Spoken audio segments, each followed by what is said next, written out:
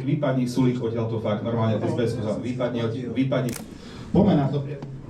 No, ty vypadni ako kámo, fakt.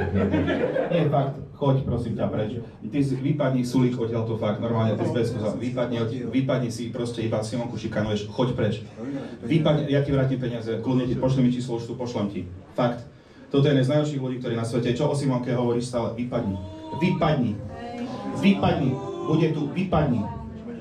Nejdem ťa napadnúť, ja viem, že potrebuješ content, ale choď aj so svojou pani, vieš čo robíš, choď preč. Lebo som veľmi nervózny z teba a nepríjemne. Choď preč, fakt. Vyriešime to takto, hej? Pušujem na to druhú šatku, mňa už je to unavné. Fakt, prosím ťa, ser na to.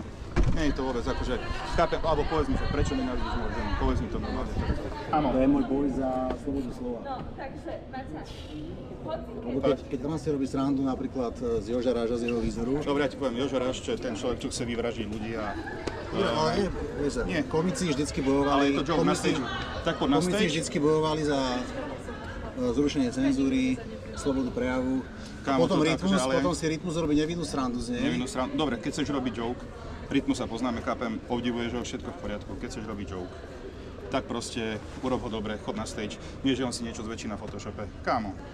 Dobre. Poď normálne, akože normálne teraz sa o tom bavíme normálne. Ja sa o tom bavím normálne. Ide o to, že ja som obhajca slobody slova. Ja to berem, to je úplne v pohode, som za. A podľa mňa komici by mali byť ešte extra obhajcovia slobody slova. A nie, že z Kolára sa môže, z Ráža sa môže, z Hentých sa môže. Kámo, ale potom jeden z vás, progresívcov, zrazu je to Počkaj, ja nie som problém. progresívec, to sa okolí. Toto si vyprosím od teba, aj progresívne pičoviny na mne ísť. To...